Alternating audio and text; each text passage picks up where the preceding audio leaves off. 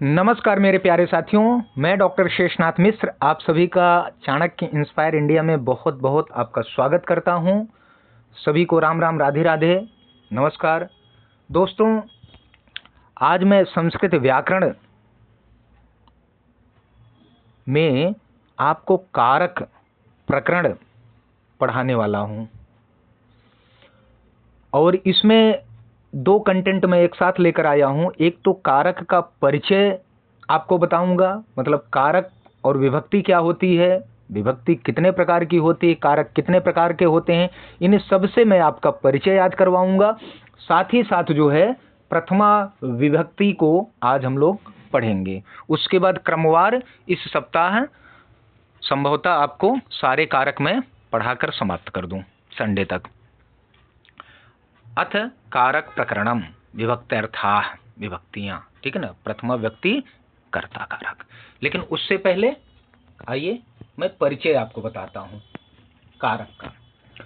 जो कारक शब्द है वह क्री धातु की क्री डूक्रिंग करड़े, जो क्री धातु है वो पूरा है डूक्रिंग करड़े धातु कहा जाता है। इन शॉर्ट में वो क्री धातु समझिए। क्री धातु और नवुल प्रत्यय से मिलकर बना है कारक। कारक शब्द कैसे बना है, इसीलिए यह प्रथम इसका पुल्लिंग है। कारक शब्द जो है पुल्लिंग है, कारकः बनता है ना, ठीक है ना। तो कारक शब्द में प्रकृत प्रत्यय क्या है, क्री धातु नवुल प्रत्यय है, इससे मिलकर ही यह कारक बना है, ठीक है। कारक का सामान्य अर्थ होता है करने वाला, जिसके माध्यम से कोई क्रिया की जाती है, या क्रिया को करने वाला कौन होता है, कारक होता है। बड़ा कन्फ्यूजन होता है, तो मैं कह लीजिए बड़े अनुभव या बड़ी सारी चीज़ों को पढ़ने के उपरांत जो दुग्ध निकाल रखा हूँ ना, ज्ञान रूपी दुग्ध, वह आज आपको पिलाने वाला हूँ। तो आप लोग धैर्य से इसको पढ़िए और सुनिए, ठीक है। तो करोति इति कारकम, अगर कारक का व्युत्पत्ति लभ्य अर्थ करेंगे तो वह है करोति इति कारकम, करने वाला। यह कारक का व्युत्पत्ति लभ्य अर्थ है, ठीक है। अब कारक का अर्थ देखिए, कारक का एक तो व्युत्पत्ति लभ्य अर्थ हो गया। अब कारक का अर्थ क्या है, करें क्रियाम करोति इति कारकम, क्रिया को करने वाला कारक है। जो क्रिया को करता है उसी को हम कारक कहते हैं। और स्वतंत्र कर्ता, और जो कर्ता वो तो कर्ता आ जाए, कर्ता जो है स्वतंत्र होता है, ठीक है ना। खैर उसको बाद में देखेंगे। फिलहाल क्रिया को करने वाला कौन है, क्रिया को करने वाले को कारक कहा जाता है। अब कारक की परिभाषा देखिए, जो अपने ग्रंथों में मिलती है, व्याकरण के ग्रंथों में, वो क्या है देखिए।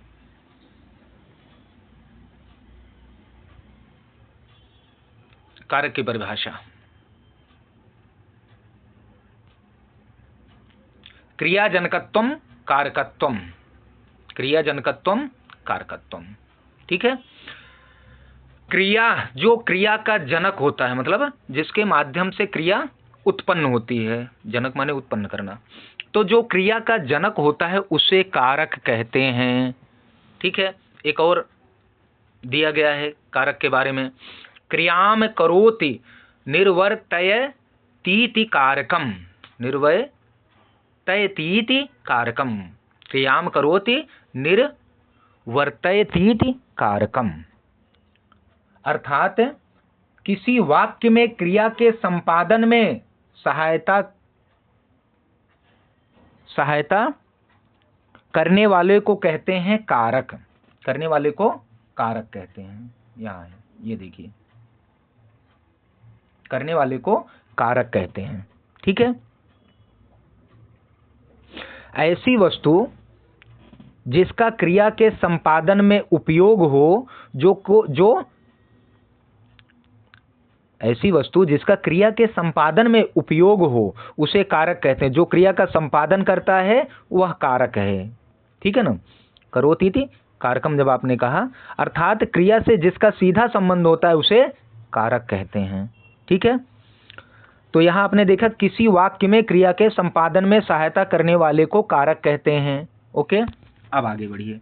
अब भट्टो जी दीक्षित के अनुसार देखिए कारक की परिभाषा क्या है, कहते हैं क्रियान्वित्वम कारकत्वम कारकत्वम, अर्थात जो क्रिया के साथ अन्वय अर्थात सीधे संबंध रखता है उसे कारक कहते हैं। तमाम तरीके से बात एक ही करें कि जो करने वाला है वह कारक है और उसका संबंध क्रिया से सीधे होता है, अर्थात उसी के माध्यम से कोई क्रिया की जाती है।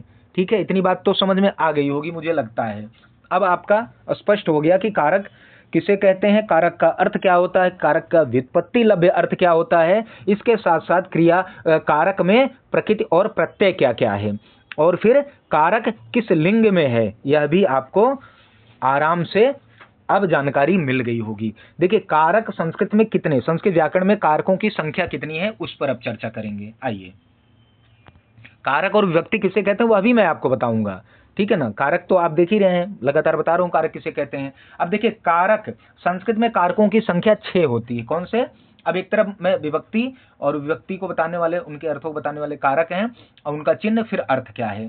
देखिए प्रथम व्यक्ति कारक में जाएंगे कर्ता कारक, फिर चिन्ह है ने, और अर्थ हुआ क्रिया का संपादक, जो क्रिया का संपादक होता है या क्रिया का संपादन जिसके माध्यम से होता है उसे कारक कहते हैं। फिर द्वितीय व्यक्ति कर्म कारक, चिन्ह है को, और अर्थ इसका हुआ क्रिया का कर्म। फिर तृतीय व्यक्ति करण कारक, चिन्ह हुआ से या द्वारा, जिसकी सहायता से क्रिया का संपादन, जिसकी सहायता से क्रिया का संपादन क्या किया जाता है, संपादन हो। चतुर्थी संप्रदान के लिए, जिसके लिए क्रिया का संपादन हो, जिसकी सहायता से क्रिया का संपादन हो। अभी आगे स्पष्ट करूंगा, एक बार ये चार्ट आप देख लो। पंचमी व्यक्ति अपादान कारक है, से अलग होना मतलब फ्रॉम, किसी से किसी को, अपादान ध्रुवम पाए पादानम जब पढ़ते हैं वहां आपको और क्लियर होगा, क्रिया जिससे दूर हो या अलग हो। सप्तमी व्यक्ति अधिकरण कारक, में पय पर, क्रिया जिस स्थान पर हो। ठीक है, ये हो गया चार्ट के माध्यम से। अब देखिए जो कर्ता कारक है वह कहा जाता उसका है कि स्वतंत्र कर्ता, क्रिया को स्वतंत्र रूप से करने वाले को कर्ता कारक कहते हैं। यह कर्ता, यह कर्तृसंज्ञा करने वाला सूत्र है। स्वतंत्र कर्ता जो है वह कर्तृसंज्ञा करने वाला सूत्र है। जैसे आप देखिए रामः पठति, किसी ने कहा उदाहरण के तौर पे रामः पठति, यहाँ इस उदाहरण में पठति क्रिया को करने वाला कौन है, राम है। राम क्या है, कर्ता है, और क्रिया कौन है, पठति। रामः क्रिया है, रामः कर्ता है और पठति क्रिया है। तो यहाँ पर पठति जो क्रिया हो रही है उसको कौन करने वाला कौन है, राम। ठीक है ना, और वह क्रिया करने में स्वतंत्र है। ठीक है ना, इसलिए राम यहाँ कर्ता कारक हुआ और पठति जो है वह क्रिया है। कर्म कारक क्या है, तो क्रिया के संपादन में कर्ता के सर्वाधिक अभीष्ट को कर्म कारक कहा जाता है। जैसे रामः पुस्तकम पठति, उदाहरण देखिए रामः पुस्तकम पठति, यहाँ इस उदाहरण में पठन पढ़ने की क्रिया के संपादन में कर्ता राम के लिए पुस्तक सबसे अभीष्ट है। पुस्तक पढ़ता है कौन पढ़ता है, राम पढ़ता है। तो राम पढ़ता है, लेकिन किसको पढ़ता है, पुस्तक को पढ़ता है। तो राम को सबसे ज्यादा इष्ट, सबसे अधिक अभीष्ट क्या है, पढ़ना। पुस्तक है, पढ़ना नहीं, पुस्तक है। सबसे अभीष्ट क्या है, पुस्तक है, इसलिए यहाँ पुस्तक जो है वह कर्म कारक है। करण कारक देखेंगे, क्रिया की सिद्धि में कर्ता के सबसे प्रमुख सहायक को करण कारक कहते हैं।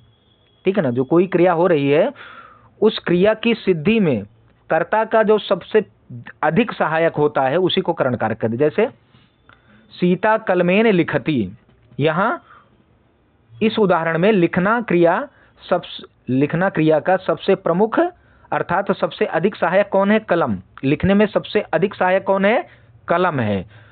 तो कलम जो है यहाँ पर करण कारक कलम में हो गया। ठीक है ना, और जब करण कारक हो जाता है तो उसमें तृतीय व्यक्ति हो जाती है। इसलिए जब कर्म कारक होता है तो उसमें द्वितीय व्यक्ति हो जाती है। जब कर्ता कारक होता है तो उसमें प्रथमा व्यक्ति हो जाती है। अब संप्रदान कारक देखिए, जिसे कुछ दिया जाता है या जिसके लिए कोई कार्य किया जाता है वहां संप्रदान कारक होता है। जैसे रामः मित्राय लेखनीम ददाति, यहाँ इस वाक्य में मित्र को लेखनी दी जा रही है। राम जो है मित्र को लेखनी दिया जा रहा है। और जिसको दिया जाता है उसी का संप्रदान कारक होता है। तो किसको दे रहा है? मित्र को दे रहा है, तो इसीलिए यहाँ पर मित्राय हो गया। तो इसलिए मित्राय संप्रदान कारक हुआ। जब संप्रदान कारक हो जाता है तो उसमें चतुर्थी विभक्ति हो जाती है। अपादान कारक, जिससे कोई वस्तु अलग हो वह अपादान कारक होता है। जैसे वृक्षात पत्राणि पतंती, वृक्ष से पत्ते गिरते हैं। यहाँ इस वाक्य में पत्ते मतलब पत्राणि जो है वह वृक्ष से अलग हो रहा है, इसलिए वृक्षात जो है अपादान कारक है। अधिकरण कारक, क्रिया का आधार अधिकरण कहलाता है। जैसे मुनि आसने तिष्ठति, यहाँ इस वाक्य में तिष्ठति माने बैठना क्रिया का आधार आसन है, इसलिए आसन में अधिकरण कारक होकर अधिकरण कारक हुआ और अधिकरण कारक में सप्तमी विभक्ति, अधिकरण कारक होते ही उसमें सप्तमी विभक्ति होकर जो है आसन यहाँ बन गया। ठीक है, हमें लगता है अब आप लोग आसानी से इसको समझ गए हैं। ठीक है, अब आइए विभक्ति की तरफ चलते हैं। ठीक है, किसकी तरफ? विभक्ति की तरफ आइए। विभक्ति, विभक्ति, अब देखिए विभक्ति किसे कहते हैं? संबोधन में प्रथमा विभक्ति होती है, इसलिए संबोधन को अलग से विभक्ति नहीं मानी जाती। अब देखिए विभक्ति, विभक्ति किसे कहते हैं? करेंगे विभक्ति शब्द वि उपसर्ग भज धातु से तिन प्रत्यय लग कर बनता है, और विभक्ति शब्द जो है नित्य स्त्रीलिंग शब्द है। संख्या कारक बोध इत्री विभक्ति, विभक्ति क्या है? करें कि संख्या कारक बोध इत्री विभक्ति, अर्थात संख्या और कारक का बोध कराने वाली को विभक्ति कहते हैं। ठीक है, अब विभक्ति भी दो प्रकार की होती है, एक कारक विभक्ति, दूसरी उपपद विभक्ति, तो उसके बारे में बाद में चर्चा करेंगे। ठीक है, तो संख्या और कारक का बोध कराने वाली को विभक्ति कहते हैं। कारक विभक्ति उसे कहते हैं जो कर्ता और कर्म आदि कारकों को प्रकट करती है। विभक्तियों के द्वारा संबंध तत्व का निश्चय होता है। जैसे रामा संस्कृतम पठति, राम संस्कृत पढ़ता है। इस वाक्य में प्रथमा विभक्ति में कर्ता कारक और संस्कृतम में द्वितीय विभक्ति कर्म कारक का ज्ञान होता है। ठीक है ना, विभक्तियां भाषा से संबद्ध होती हैं, ध्यान रखिएगा, जबकि कारक बाह्य वस्तुओं या पदार्थों से संबद्ध होता है। विभक्ति वाक्य में बैठे हुए शब्दों के कारकत्व को प्रकट करती है, ध्यान रखिएगा, विभक्ति वाक्य में बैठे हुए शब्दों के कारकत्व को प्रकट करती है। अतः विभक्तियां कारकों को प्रकट करने के कारण उनकी द्योतिका होती हैं। ठीक है ना, सुप इत्यादि 21 प्रत्ययों के जुड़ने से प्रातिपदिक अनेक रूपों में विभक्त हो जाते हैं, इसलिए उन्हें विभक्ति कहा जाता है। ठीक है ना, और संस्कृत व्याकरण में विभक्तियों की संख्या 7 होती है। आइए देखते हैं चार्ट के माध्यम से, आपको मैं बता रहा हूं। देखिए बीच में व्यक्ति है तो कितनी व्यक्ति है? 7 व्यक्ति। प्रथमा व्यक्ति, द्वितीय व्यक्ति, तृतीय व्यक्ति, चतुर्थी व्यक्ति, पंचमी व्यक्ति, षष्ठी व्यक्ति, सप्तमी व्यक्ति।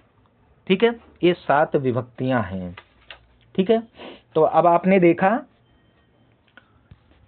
ये देख लीजिए, इसके आगे फिर मैं बढ़ता हूं। अब आइए विभक्ति के प्रकार। विभक्ति दो प्रकार की होती है, एक कारक विभक्ति, दूसरी उपपद विभक्ति। ठीक है, अब कारक आपने देख ही लिया, क्रिया से जिसका सीधा संबंध होता है उसे कारक कहते हैं। जैसे राम ने युद्ध में रावण को बाण से मारा, रामा युद्धे रावणम बाणेन हतवान। इस वाक्य में हतवान माने मारा गया। व्यापार का सीधा संबंध किसके? राम युद्ध रावण और बाण से है। राम कर्ता कारक हो गया, रावण कर्म कारक हो गया, बाण करण कारक हो गया, युद्ध अधिकरण कारक हो गया। इसलिए यहाँ राम, रावण, लंका और बाण को कारक कहा जाएगा। ठीक है, अब आइए, अब आपको इसमें देखते हैं कारक दो प्रकार का यहाँ पर देख रहे हैं। अब देखिए षष्ठी व्यक्ति, अब चूंकि षष्ठी व्यक्ति की बात आई है तो षष्ठी व्यक्ति ले लेते हैं, फिर उसके बाद विभक्ति के दो प्रकार कारक व्यक्ति उपपद व्यक्ति की हम लोग चर्चा विस्तार से करते हैं। अब देखिए षष्ठी व्यक्ति जो है वह क्या करती है?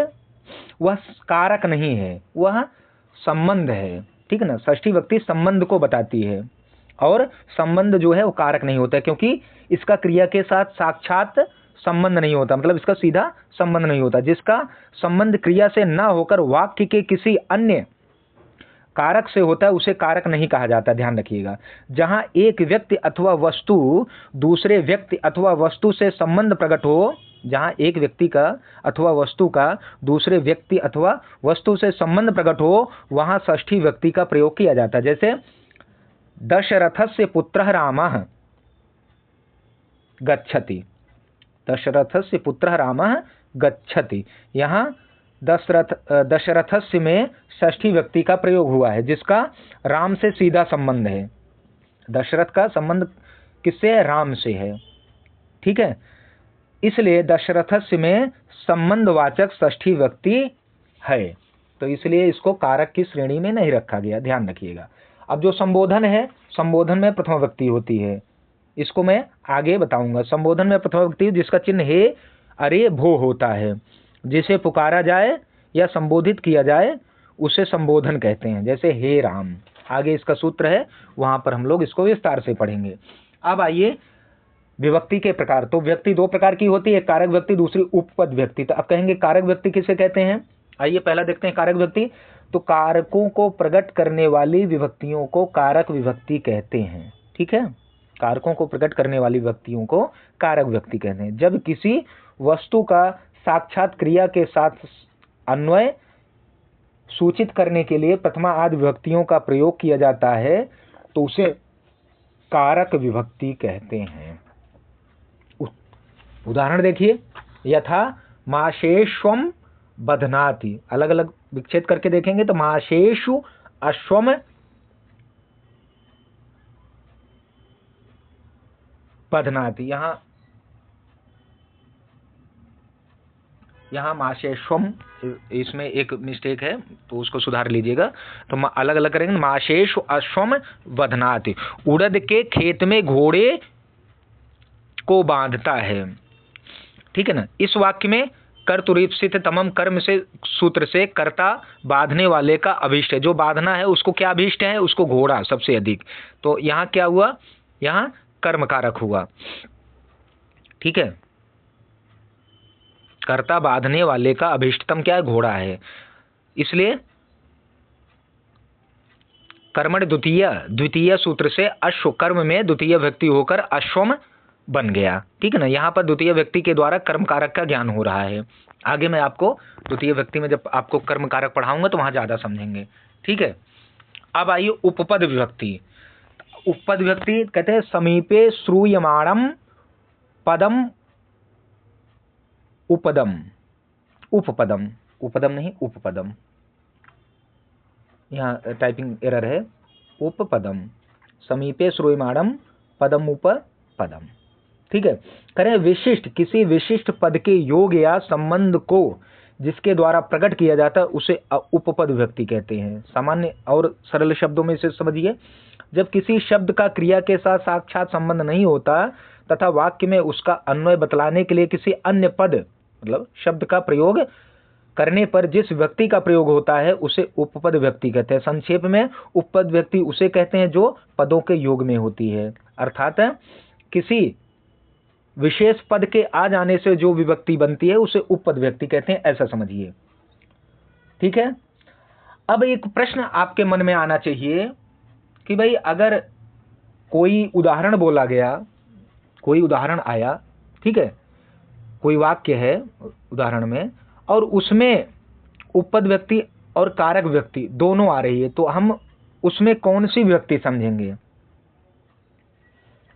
ठीक है। तो इसके लिए हमने यहां पर लिखा है उपपद विभक्ते कारक विभक्तिर बलीयसी। जहां पर दोनों विभक्तियां प्राप्त होंगी वहां कारक विभक्ति जो है बलवान होगी। उपपद विभक्ते, उपपद विभक्ति में और कारक विभक्ति में कारक व्यक्ति जो है बलवान होती है।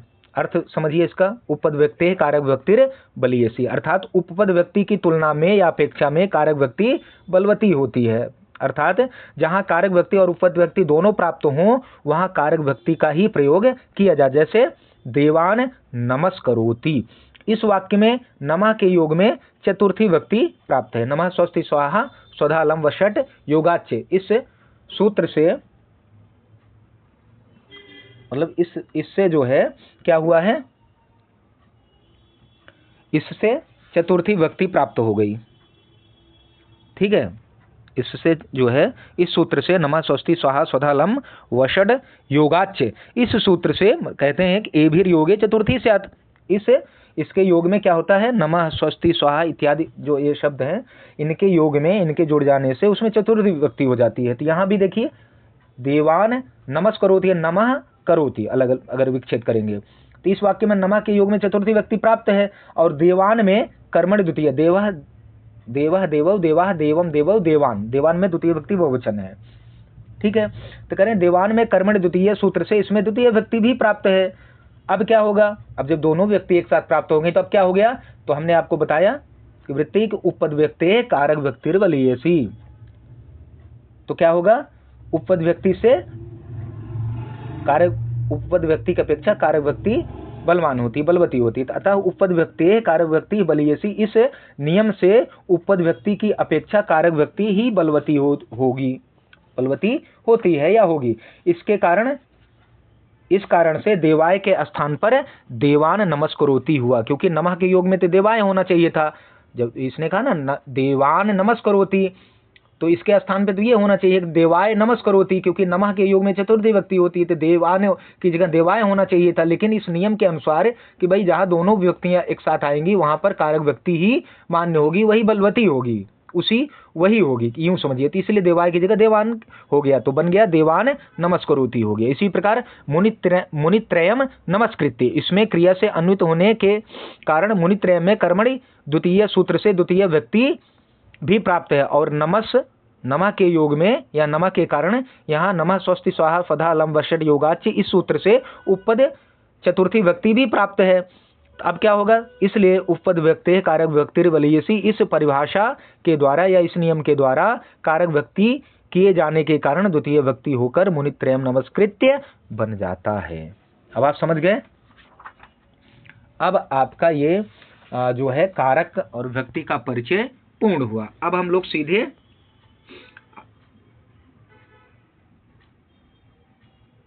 प्रथमा विभक्ति मतलब कर्ता कारक पर आ पहुंचे हैं।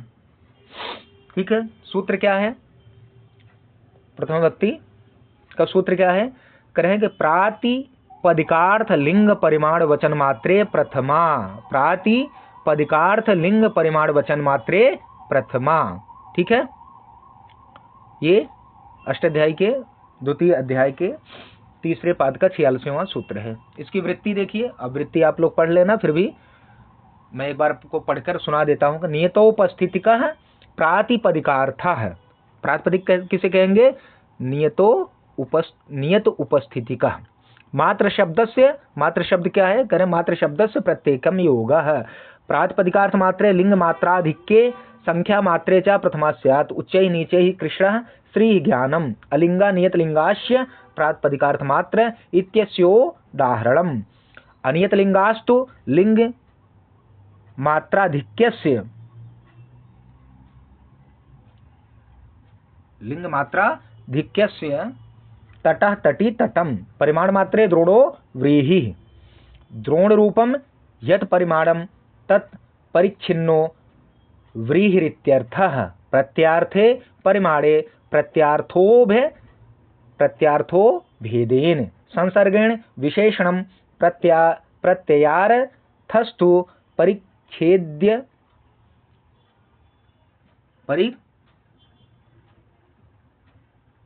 संसर्गेण परिच्छेद्य परिच्छेदक भावेन व्रीहौ विशेषणम मिति विवेकः। वचनम संख्या, वचनम यहाँ वचन का अर्थ है संख्या, एक द्वौ बहवः योक्तार्थत्वात् विभक्तेः अप्राप्तौ वचनम।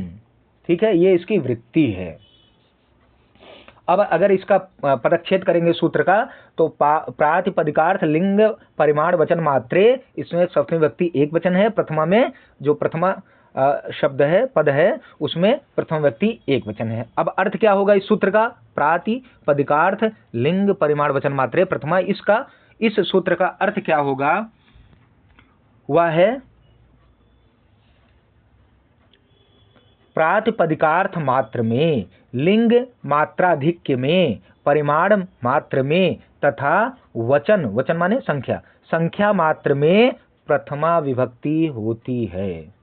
ठीक है, इतना क्लियर हुआ। प्रातिपदिकार्थ मात्र में, लिंग मात्राधिक्य में, परिमाण मात्र में और वचन मात्र में, वचन मात्र अर्थ में प्रथमा विभक्ति होती है। प्रातिपदिका लिंग लिंग परिमाण वचन मात्रे में पहले द्वंद्व समास हुआ। कैसे?